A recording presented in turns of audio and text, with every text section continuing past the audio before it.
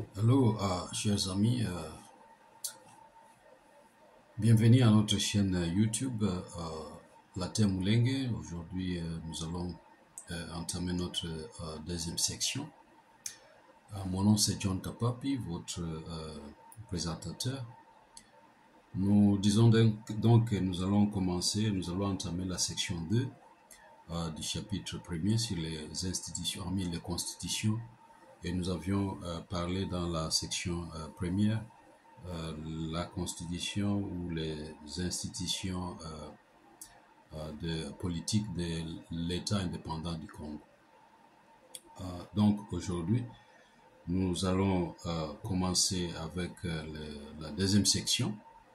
Nous avions dit la fois passée que nous allions commencer, ou bien quand nous nous retrouvons encore, nous allions directement entamer la section sur la constitution ou les constitutions de l'État du Congo belge. Mais aujourd'hui, après avoir réfléchi, nous pensons qu'il est important de répondre à une revendication des Banyarwanda du groupe social Tutsi, puisque ils écrivent qu'ils ont eu des terres ancestrales avant 1908. Et comme nous avons passé en revue les décrets royaux signés par le souverain belge, M. Léopold II, il est donc important qu'on puisse revoir ces terres-là, qu'on puisse passer en revue les terres que les Banyarwanda réclament ou essaient d'expliquer que non, nous avons eu des terres ancestrales avant l'arrivée du colonisateur ou avant l'arrivée des Blancs. C'est pourquoi donc nous pensons que c'est très important que nous puissions faire un pas en arrière et essayer vraiment de réfléchir, d'analyser la section ici, puisque c'est très important. Cette section ici va dépendre de toutes les autres sections et des chapitres que nous allons entamer dans le futur. Parce que si vous comprenez cette section, vous allez aussi comprendre les chapitres qui vont suivre. Ainsi donc, nous avons pensé qu'il était important que nous rappelons les Congolais et la communauté internationale que le nœud du grand problème est le conflit entre les populations congolaises autochtones et les populations Banyarwanda du groupe social Tutsi qui résident à l'est de la RDC se situe à ce niveau ici. Donc, à ce niveau où nous pensons que les terres indigènes appartenaient aux populations autochtones avant l'arrivée des Blancs, et les Tutsis disent non, quand les Blancs sont arrivés, nous étions déjà sur le terrain et nous avions une terre. Et nous avions défini les terres à travers les décrets et les opinions de certains auteurs, que les terres, toutes les terres qui ont existé dans l'État indépendant du Congo sont devenues des terres congolaises. Donc, et ils disent que nous aussi, nous avons eu des terres. Alors, nous allons revoir ces terres, si vraiment elles constituent les terres selon les définitions de la coutume ou non. Et ça sera à vous de juger, et peut-être les générations futures pourront prendre la relève pour essayer de défendre les terres de leurs ancêtres, les terres de leurs ancêtres. Ainsi donc, nous avons déjà démontré que presque tous les décrets royaux signés par les rois souverains Léopold II des Belges contiennent les reconnaissances des terres des populations indigènes ou autochtones. Nous avons aussi cité quelques témoins sur la question. Donc, à ce niveau ici, il n'existe pas de doute que les territoires indigènes appartenaient aux chefs et au peuple sous leur autorité. Et ce sont ces terres qui sont devenues plus tard les terres congolaises. Dans cette section, nous devons, en passant, reconnaître quelques revendications Banyarwanda du groupe Tutsi. Elles enseignent leurs enfants et voyagent partout dans le monde pour montrer qu'elles aussi possédaient des terres indigènes avant 1908.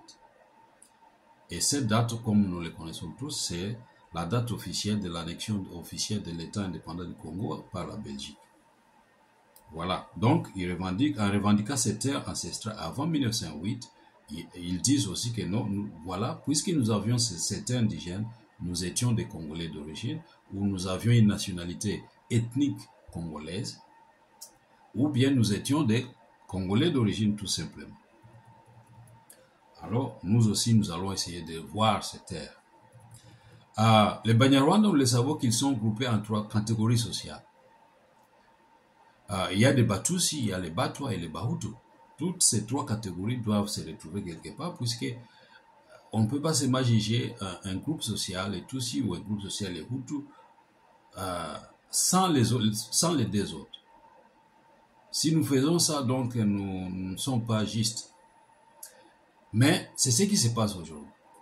C'est les groupes sociaux Tutsi qui réclament des terres indépendantes très loin de leur royaume central, le royaume central du Rwanda, sans les Bahutu et sans les Batwa, sans les Hutus et sans les Twa. Et c'est là où se pose le problème, parce que nous devons, pourquoi ces groupes sociaux Tutsi réclament des terres très loin, alors que chez eux, là d'où ils viennent, ils ne sont pas séparés. Alors, ceux qui réclament l'autochtonie pendant la période de l'AIC et après sont du groupe Tutsi. Et ça pose un grand problème et nous devons essayer de vraiment analyser ces problèmes-là ensemble. Mais comment est-il possible qu'il ne constitue pas une tribu, un clan, où il ne tenait pas? Alors, mais non seulement cela n'est pas suffisant, le même groupe social Tutsi aujourd'hui se dit que non, nous aussi nous sommes des peuples autochtones et nous sommes des peuples de Mulenge. Alors que nous savons que ce terme est une forgerie, les peuples qui ont droit même à ces titres ne s'identifient pas par ces syllogismes. Et c'est ce que nous combattons. Parce que si vous n'êtes pas de Mulenge, vous n'êtes pas Mfuliru, vous n'êtes pas de Muvira, vous ne pouvez pas s'approprier ces noms-là. Mais passons d'abord. Allons sur les terres pour que nous ne puissions pas nous perdre. Donc, ce terme est une forgerie, comme je viens de le dire. Et nous sommes en train de combattre. Nous disons Banyarwanda, vous pouvez devenir des Congolais, mais laissez-nous notre nom. C'est un nom ancestral, Bafuliru, et nous avons droit à ce nom-là ancestral, et nous ne sommes pas prêts à les vendre, nous ne sommes pas prêts à les changer, et nous ne sommes pas prêts à accepter que quelqu'un d'autre de l'extérieur vienne se l'approprier. Alors, c'est quoi la situation actuelle? Le groupe donne plusieurs versions des terres qu'il considère ancestrales, et nous allons non seulement citer ses écrits, mais aussi montrer comment est-ce qu'il manipule et déçoit le monde par l'utilisation des termes truqués. Et parfois même plusieurs fois, il donne une mauvaise histoire de la région et des espaces que les colonisateurs venaient de nous décrire dans la première section. Parce que nous avons lu les opinions des Belges et nous avons aussi lu les décrets royaux que le roi des Belges lui-même avait signés. Et ils décrivent l'histoire. Comment est-ce qu'ils ont commencé, comment est-ce qu'ils ont acheté les terres indigènes pour former l'État indépendant du Congo, l'étendue qu'ils ont acheté. Mais les Banyarwanda sont en train de déformer cette histoire-là et ils vendent une autre histoire. Et croyez-moi ou non, l'Europe, l'Amérique ou l'Australie est en train d'accepter cette marchandise-là, mais une mauvaise marchandise. Alors, pour rappeler notre mémoire, permettez-moi encore de reprendre quelques textes historiques en vue de bien nous cadrer dans le contexte actuel. Alors, premièrement, nous avons le décret royal du 17 septembre 1886. L'article 2 lit, je cite, « Les terres occupées par des populations indigènes sous l'autorité de leurs chefs continueraient d'être régies par les coutumes et les usages locaux. » Ça, c'est l'article 2 du décret royal du 17 septembre 1886. Au deuxième point, nous avons dans l'article écrit par Pierre-Olivier Debrou et Bérengère Piré en 2019 sous le titre « Les Congo étaient fondés dans l'intérêt de la civilisation et de la Belgique ». la notion de la civilisation dans la charte coloniale. Vous pouvez trouver ça dans la revue disciplinaire d'études juridiques 2018 de volume 83 aux pages 51 jusqu'à la page 80. Ils écrivent donc à la page 21 de leur article ce qui suit. Je cite. En 1885, les hommes de Léopold II n'ont pas que la maîtrise imparfaite d'une portion réduite du territoire congolais. Lors de la conférence de Berlin, le souverain s'est pourtant engagé à occuper effectivement l'ensemble du territoire qu'il s'est arrogé. Aussi, dans un premier temps, il multiplie les traités signés avec les chefs indigènes, reconnaissant l'autorité de l'État indépendant du Congo. Il édicte ensuite le décret du 6 octobre 1891 faisant de la chefferie l'unité de base de son organisation politique. Au point 3, en 1905, le roi souverain Léopold II ordonnait une commission enquête sur le mauvais traitement des indigènes dans l'État indépendant du Congo. À la page 153 du rapport de cette commission, les membres rappellent à Sa Majesté le roi le contenu du décret royal du 6 octobre 1891. Ils citent les articles 1er, 2 et 5. Donc, les membres de cette commission ici citent 3 articles dans le décret royal du 6 octobre 1891 que le roi lui-même avait signé. À l'article 1er, il rappelle au roi, comme il nous rappelle nous aujourd'hui, et comme aussi nous rappelons à nos enfants, et peut-être au gouvernement congolais, ceux qui seront intéressés. Article 1er de ce décret-là du 6 octobre 1891. Je cite. Dans les régions déterminées par le gouverneur général, les chefferies indigènes sont reconnues comme telles, si les chefs ont été confirmés par le gouverneur général ou en son nom dans l'autorité qui leur est attribuée par les coutumes. Article 2. L'investiture gouvernementale sera constatée dans un procès verbal dressé en double original dont l'un sera remis au chef reconnu et dont l'autre sera conservé dans les archives du gouvernement local. Toute investiture sera accompagnée de la remise d'un insigne à déterminer par les gouverneurs généraux. Article 5.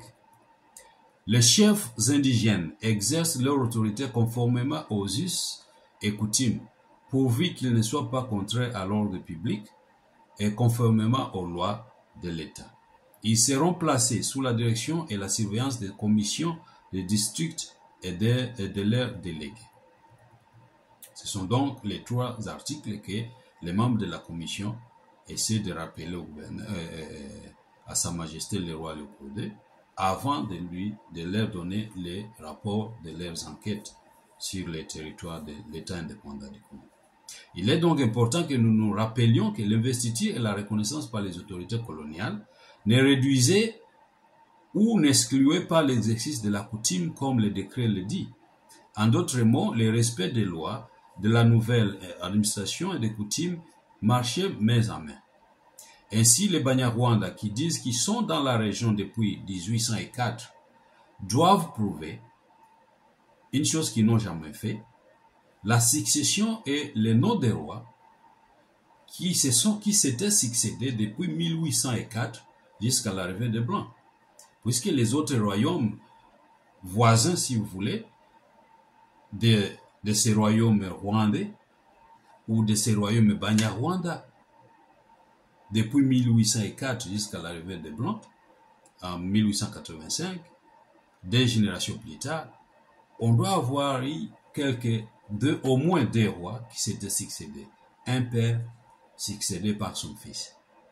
Alors, les Banyarwanda doivent prouver qu'il y avait ces royaumes-là qu'ils ont créés, qu'ils ont établis, soit en chassant les pygmées dans ces territoires, ou bien en occupant ou en prenant en possession les terres qui existaient, qui appartenaient à d'autres tribus voisines. Donc, Les Banyarwanda qui disent qu'ils sont dans la région depuis 1804 doivent prouver par certains éléments coutumiers, mais je ne veux pas aller plus loin puisqu'ils n'ont jamais prouvé. Depuis que j'ai fait les recherches, ils n'ont jamais prouvé. Peut-être ils l'ont fait à l'extérieur, mais dans les recherches que nous avons essayé de regarder, on n'a pas trouvé une certaine preuve que voilà, voici les rois qui s'étaient succédés dans ces territoires ici, dans ces royaumes, avant l'arrivée des Blancs. Avançons. Nous avons vu et appris que le roi Léopold II avait reconnu, recensé, validé la présence des peuples et leurs terres indigènes avant de devenir officiellement les propriétaires de celles-ci. Il avait également admis dans ces mêmes terres que ces mêmes terres étaient devenues des terres congolaises. Il est donc normal pour nous que l'une ou plusieurs de ces terres appartiennent aux Banyarwanda comme ils le réclament ou comme ils le revendiquent. Et notre travail maintenant sera, dans cette session, de trouver cette terre ou de trouver ces terres, de les définir selon les coutumes. Car il ne suffit pas seulement de dire que nous avons une terre, mais nous devons aussi montrer si ces terres en question remplissent les conditions des terres indigènes. D'abord, nous devons définir une terre indigène et ses caractéristiques coutumières. Comme nous n'avons pas une dictionnaire congolaise ou belge qui définisse une terre indigène proprement dit, nous allons non seulement nous recourir sur les décrets qui étaient déjà signés, mais aussi nous pouvons aussi nous recourir sur les témoins ou les écrits ou les articles, les publications de certaines personnes qui avaient travaillé ou qui étaient désignées par le roi lui-même pour ce travail-là sur le terrain congolais. Ainsi, nous avons par exemple, nous allons reprendre le travail de M. Desagues à la page 12 de son article intitulé « Les coutumes des indigènes de l'État indépendant du Congo », donné à la section juridique du 10 mai 1884. Donc, la page 12 de M. Desagues, dans l'article intitulé « Les coutumes des indigènes de l'État indépendant du Congo », donné à la section juridique du 18 mai 1884. Voilà, je vais vous lire ce que cette page, la page 12, ce que la page 12 dit. La page lit ceci, je cite. La tribu, caractérisée juridiquement par l'existence d'un pouvoir central, le gouvernement de la tribu, et par la scission des droits, des statuts réels et des droits politiques. Les villages ont gardé leur premier de ces droits, l'organisation intérieure est restée la même et les chefs de village en ont conservé l'administration.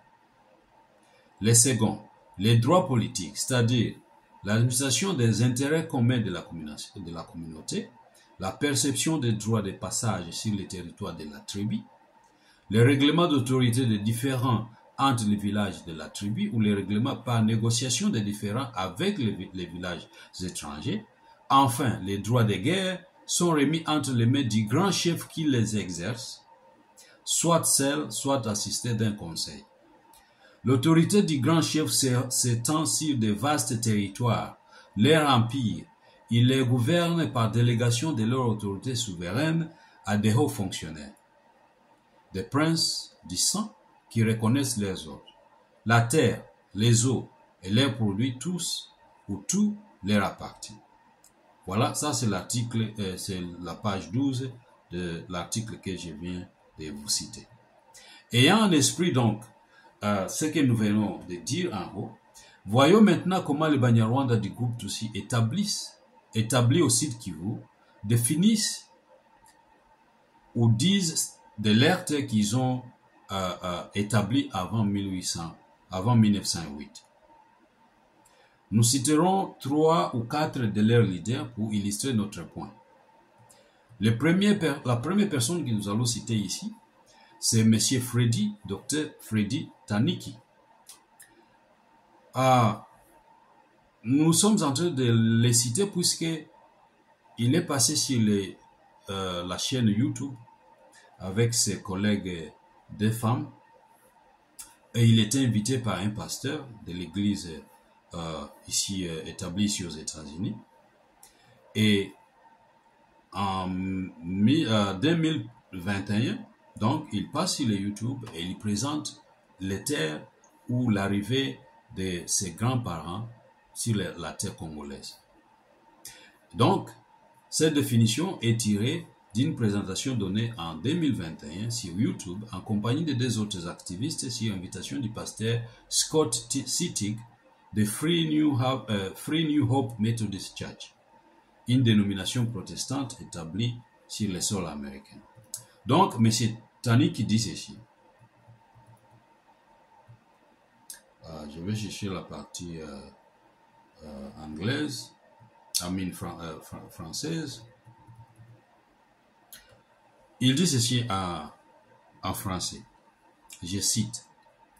Notre peuple s'était établi au sud Kivu à l'est du Congo en 1804 et en 1820 et plus tard. Alors, puisque leur mode de vie pastoral l'exigeait, les gens se déplaçaient d'un endroit à un autre. Vous comprenez qu'à ce moment-là, il n'y avait pas de pays en Afrique. Il n'y avait que différents royaumes dans différents endroits. Nous comprenons donc que certains de nos grands-parents sont venus du Burundi, d'autres sont venus de la Tanzanie et d'autres encore sont venus du Rwanda, suivant les violences dans les royaumes du Rwanda en 1867. Fin de citation. Je vais relire encore cette définition des terres et l'immigration des Banyarwanda selon M. Dr. Tanik. Il dit, je cite, « Notre peuple s'était établi au sud Kivu, à l'est du Congo, en 1804 et en 1820 et plus tard.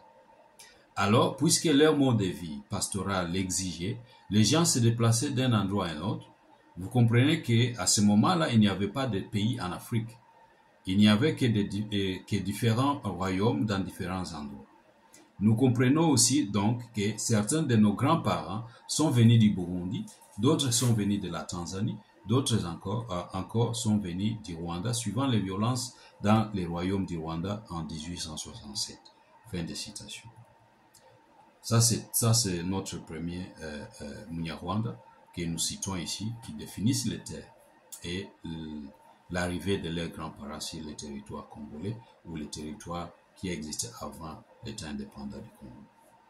Maintenant, notre deuxième Munyarwanda que nous allons citer, c'est le Dr Delphin Ntanyoma, qui avait écrit dans un des articles, il avait écrit ceci, je cite, « Un grand nombre des académiciens s'accordent sur le fait que leur immigration vers la RDC a commencé bien avant l'événement colonial et le Scramble for Africa. En 1885, venus du Burundi, du Rwanda et de la Tanzanie, comme l'attestent d'ailleurs certains auteurs, les Banyamulenge sont affiliés aux Tutsis de la région des Grands Lacs. Leur terre ancestrale était située à l'intersection des trois territoires, Uvira, Mwenga et Fizi. » Je vais reprendre encore comme je l'ai fait pour l'autre. Il a écrit ceci, M. Delphin Ntanyoma, il a écrit « Un grand nombre des académiciens s'accordent sur le fait que leur immigration, c'est-à-dire l'immigration de leurs grands-parents, vers la RDC a commencé bien avant l'événement colonial et la division de l'Afrique en 1885. Venus du Burundi, du Rwanda et de la Tanzanie, comme l'attestent d'ailleurs certains auteurs, les Banyamulenge sont affiliés aux Tutsis de la région des Grands Lacs. Leur terre ancestrale était située à l'intersection des trois territoires, Uvira, Mwenga et Fizi. » Donc, comme je l'ai dit avant, cette section ici, ça sera la base de notre analyse tout au long des vidéos que nous allons produire, puisque nous allons étudier ce qu'ils disent ici et avoir une vision générale de vraiment ce que ces gens y cherchent. Alors ils disent que leur territoire était situé à l'intersection des trois territoires Uvira, Mwenga et Fizi. pour les politiciens congolais, pour les étudiants congolais, pour les étudiants congolais qui sont à l'extérieur du pays, dans la diaspora, vous comprenez la signification d'une intersection. Et les Banyarwanda ici nous disent que leur territoire, quand ils sont arrivés, ils ont établi un territoire à l'intersection des 3 autres territoires. Et essayez de prendre la carte de la République du Congo, essayez de chercher les cartes de l'État indépendant du Congo, essayez de chercher aussi tous les territoires qui existent en République démocratique du Congo, essayez de voir comment un territoire peut se situer à l'intersection d'un autre territoire, des 3 territoires. Mais nous y reviendrons. Notre troisième acteur de la cause Banyarwanda Tutsi est le docteur M. W. Kidogi, qui écrit en 1985 dans son travail de licence en histoire, je cite, « L'ethnonyme Banyamulenge n'est pas une appellation récente comme beaucoup le pensent. Il remonte au temps de la première migration rwandaise au XVIe siècle et était utilisé par ceux qui étaient restés derrière dans les Rwanda précolonial. » Je répète ça. L'ethnonyme Banyamulenge n'est pas une appellation récente comme beaucoup le pensent. Il remonte au temps de la première migration rwandaise au XVIe siècle et était utilisé par ceux qui étaient restés derrière dans les Rwanda précolonial. Enfin, les derniers membres de cette cercle des intellectuels qui enseignent une histoire non seulement transformée, mais aussi colonisatrice, serait le docteur Gaston Nyanguzi Rwasamazi. Il a écrit au sujet des causes du problème des rwandophones en République démocratique du Congo en ces termes. Je cite, « Les colonialistes étaient des racistes lorsqu'ils ont détruit et fait disparaître les seules chefferies qui appartenaient aux Banyarwanda. Quand ils ont détruit les chefferies Gahutu, Buderege et Kaira. » Je répète la citation de M. Gaston Nyanguzi Rwasamazi.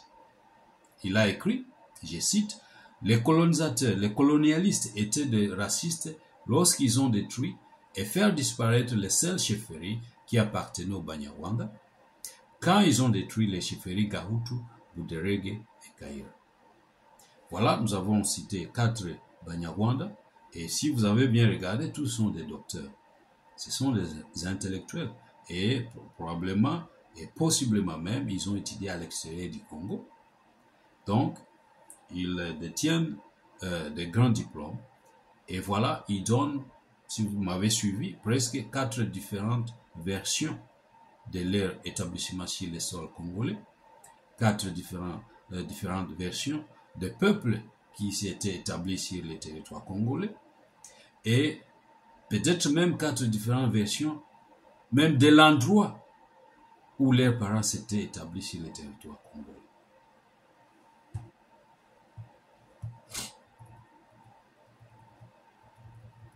Alors, comme vous pouvez le constater, il y a 4 différents scénarios, il y a 4 différentes explications, il y a 4 différentes régions géographiques et 4 différentes histoires. Mais pour faciliter une bonne analyse de celle-ci, nous disons donc tout simplement que nous pouvons penser à 3 éléments de la discussion qui va suivre tout au long de ces vidéos et présentations. Donc, nous pensons que nous pouvons donner une brève conclusion sur ce que ces 4 personnes ici ont dit. Et nous allons baser notre analyse sur 3 points tout au long de notre discussion. C'est-à-dire, chaque fois que nous allons parler d'une section ou d'un autre chapitre, essayez de revenir sur ces 3 points pour essayer de mettre un parallèle et de trouver s'il y a une cohésion d'idées, ce que les Banyarwanda nous disent et ce que l'histoire dit. Ainsi, par exemple, notre premier point, notre premier élément de réflexion sera les premiers Banyarwanda qui réclament les terres ancestrales congolais sont arrivés au VIe siècle. Ok? Donc, nous allons penser, ok, les Banyarwanda sont arrivés au Congo au VIe siècle. Quand bien même qu'ils citent la période du règne du roi du Rwanda puisqu'au VIe siècle, il y avait un roi au Rwanda qui s'appelait Ruganzu II Ndori, qui a régné entre 1515 et 1543, ça c'est le 16e siècle. Nous espérons donc découvrir une liste des règnes successifs des rois, du père au fils, comme il est la coutume dans les sociétés bantoues. Je vais répéter ça. Notre premier point, notre premier élément d'analyse sera celui-ci. Les Banyarwanda qui réclament des terres ancestrales au Congo nous disent qu'ils sont arrivés au XVIe siècle. Alors, au XVIe siècle, au Congo, ils arrivent, mais au Rwanda, il y a un royaume rwandais et dont les rois s'appellent Ruganzu Ndori. Il a régné entre 1510 et 1543. Nous pensons donc, puisqu'après Ndori, il y a eu succession au Rwanda. Nous pensons et nous espérons donc que tout au long aussi de notre analyse, du XVIe siècle jusqu'au XIXe siècle, nous pensons avoir des successions de rois, des Banyarwanda qui sont établis sur le territoire avant précolonial, ou bien la période précoloniale. Donc, il y a un royaume Banyarwanda établi depuis le XVIe siècle. Nous pensons donc que c'est normal qu'on puisse avoir des successions de rois, puisqu'un roi quand même doit mourir à un certain temps. Pourquoi cette liste? Puisque si un territoire qui existe déjà à l'intersection d'autres royaumes, donc ce sont des royaumes qui sont voisins, et nous savons qu'au Congo, en République démocratique du Congo, jusqu'à ce jour, les royaumes qui ont existé sont encore là. Leurs enfants ou les enfants les grands-enfants des grands-enfants sont encore là. Donc, si le royaume de Bushi a existé, il y a eu des rois qui s'étaient succédés. Si le royaume de Bavira a existé, il y a eu des rois qui s'étaient succédés. La même chose pour le royaume de Bafuliru, la même chose chez les Barega et chez les Babembe. Et la liste existe. Alors, si la liste existe chez ces royaumes-là voisins de ces royaumes rwandais au Congo, donc nous espérons aussi avoir la liste des rois qui s'étaient succédés. Donc, une chose qui est normale. Ça sera notre premier point de réflexion et d'analyse. Le deuxième point d'analyse sera celui-ci. Les terres créées sont à l'intention d'autres terres indigènes. Les Banyarwanda viennent, s'établissent à l'intersection de 3 territoires bien établis, avec un roi, avec une limite géographique. Nous espérons également découvrir les limites géographiques de ces terres, en les comparant aux terres inventoriées dans les recherches de M. Jean-Marie Jacques de Belchamp et dans les recherches de M. George West.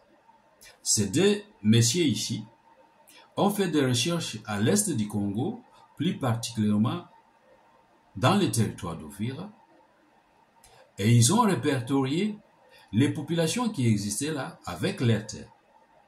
Donc, si les Banyarwanda nous disent qu'ils ont eu une terre à l'intersection de Babembe, de Bafuliru et de Bavira, nous devons alors prendre leur histoire et les mettre côte à côte avec le territoire et le peuple que les deux messieurs ici, l'historien belge George West et M. Jean-Marie Jacques de Belchamp, je pense que beaucoup de gens les connaissent, et surtout si vous pensez à la RCD.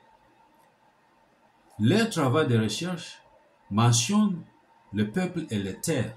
Alors nous allons prendre les terres de Banyarwanda et les terres des Congolais autochtones dont je viens de citer les noms, et nous allons comparer pour que nous puissions voir si vraiment ces terres Banyarwanda ont existé. Et notre troisième point de réflexion sera celui-ci. Les différentes catégories de Banyarwanda venus du Burundi, de la Tanzanie et du Rwanda vivant à l'est de la RDC, nous allons aussi les comparer avec les termes que les constitutions congolaises et zaïroises ont toujours utilisés. les ressortissants du Rwanda au Burundi. Qu'est-ce que ce terme-là dit? Parce que les Banyarwanda ici nous disent que leurs parents, leurs grands-parents sont venus du Rwanda, de la Tanzanie et du Burundi. Mais nous avons dans le texte du Congo belge, la loi fondamentale, la première constitution de 1964, l'autre qui a suivi en 67, puis en 1981, même la constitution de 2006, signée par Joseph Kabila, parle des... Non, avant celui de Kabila, on parlait des ressortissants du Rwanda. Alors nous allons essayer de définir qui sont les ressortissants du Rwanda Burundi et les mettre en parallèle avec les Banyarwanda venus du Burundi, de la Tanzanie et du Rwanda, pour voir si exactement ces gens-là sont les mêmes ou ils ne sont pas les mêmes. Donc, ça, ce sont les terres que les Banyarwanda nous disent, que voilà, nous avions des terres quand nous sommes arrivés, quand nos grands-parents sont arrivés, et c'était établi juste au milieu à l'intersection d'autres territoires. Et quand nous allons poursuivre avec les vidéos qui vont suivre, nous allons essayer de voir si ce sont eux qui s'étaient établis avant les Bavira, les Bafulero et les Babembe, les Barega et les Bashi même, puisque les territoires ont des limites avec les autres royaumes. Et nous allons regarder, lire les écrits actuels et anciens, par exemple les écrits de 1962, où ils donnent les 18 points de la colonisation Tutsi. Ce document existe. Et nous allons écouter d'autres témoignages sur ceux qui dénoncent ou ceux qui demandent comme un droit d'avoir une nation, un peuple sans nation. C'est comme ça qu'ils disent, un peuple sans nation n'est pas un peuple. Voilà un groupe social, pas même une tribu, pas même un clan, réclame déjà une nation. Alors, quand ça sort de la bouche des Munyarwanda, vous comprenez, ça c'est un terme colonisateur. Un peuple qui n'a pas une nation. Mais vous êtes un groupe social. Les Banyarwanda ont déjà une nation. Il existe déjà une nation Banyarwanda. Mais un groupe social qui se détache de sa mère patrie, habite dans un autre territoire et il réclame déjà une nation. Donc ça, c'est un terme qui est codé. Peut-être pour les politiciens, parce que moi je ne suis pas politicien, je ne suis pas juriste. Mais quand je fais l'analyse de ce terme-là, je comprends que c'est un terme qui a beaucoup de définitions ou qui signifie beaucoup plus que ce que j'entends. Voilà donc, nous nous arrêtons ici pour aujourd'hui.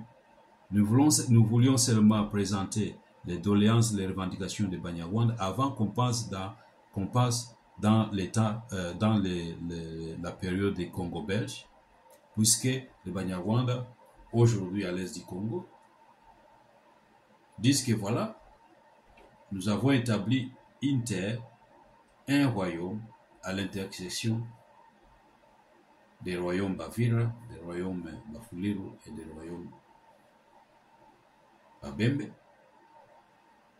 Mais notre travail sera maintenant, soit de leur demander de nous prouver, de nous donner les données qui manquent, soit nous allons les donner pour prouver qu'ils mentent. Puisque notre lutte, c'est de leur dire que nous avons une histoire riche, ancestrale, coutumière, et nous ne sommes pas prêts pour les vendre, nous ne sommes pas prêts pour les changer ou les partager avec quiconque. Vous avez une histoire, nous avons une histoire.